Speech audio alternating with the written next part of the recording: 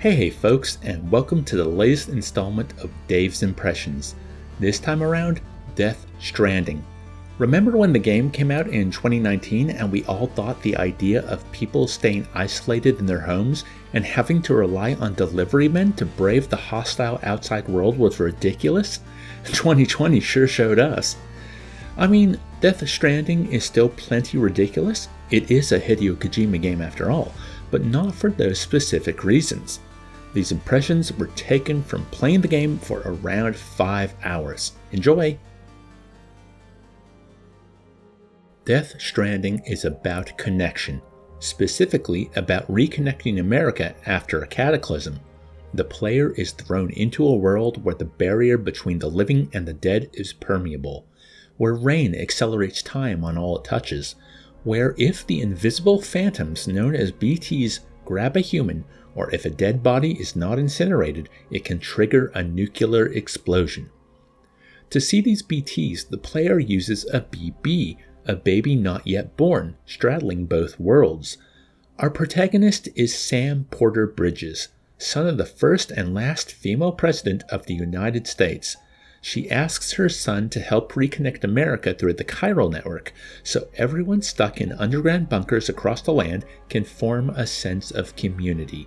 Coming together is the only way to survive and flourish, to build something new.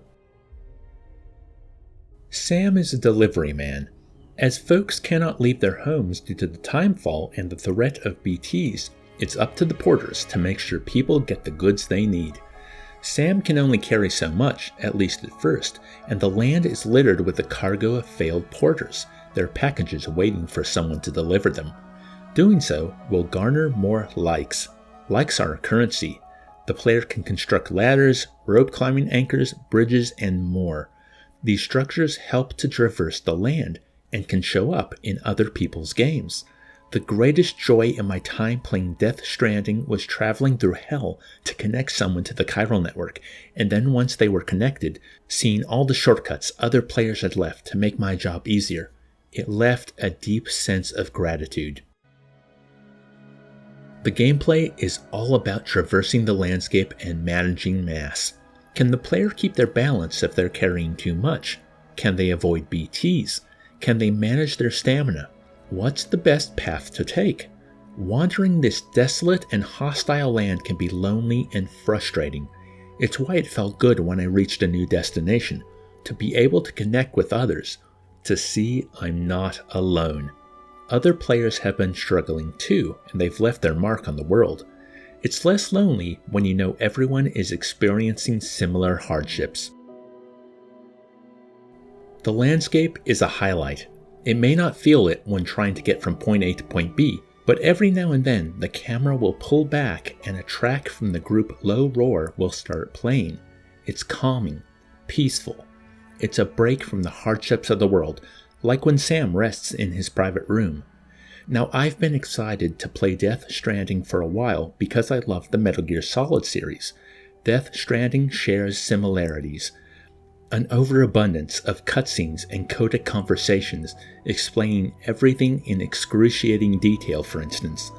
A key difference here is while the characters are explaining a lot to Sam to get the player up to speed, why the world is the way it is left a mystery. I'm going to guess and say that by the end of the game, everything will be explained. Everything. But for now, there's questions. What the cataclysm was, what the BTs are, and just why any of this.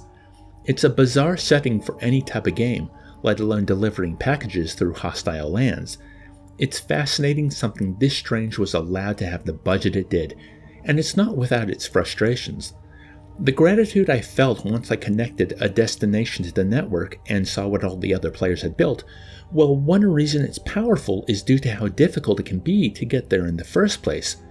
There's no right way forward, so walking up any incline or climbing up any rock formation feels like uncharted territory. Depending on how much the player is carrying, this trek can be more strenuous, having to hold down the triggers on the controller to keep balance.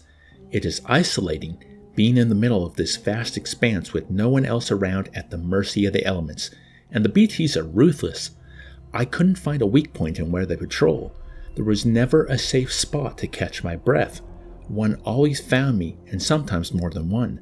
It was always a scramble to escape, and the stress of such an experience builds the more it occurs. There were also times I wished Hardman and Deadman would just shut up and let me complete my deliveries in peace. So, what are my final thoughts on Death Stranding? Well, I want these mysteries explained. I want to feel more gratitude as I see how much easier others have made the game for myself, and I would like to pay it forward to do the same. I'm sure the story will travel to odd places, and I want to be there every step of the way. I may sound positive about the game, which is odd because I'm still not sold on it, but for how different it feels and the themes of connection inherent in the gameplay, I want to experience it in its entirety. But what are your thoughts on Death Stranding?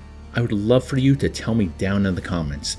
If you enjoyed the video, why not buy me a coffee? There's a link in the description.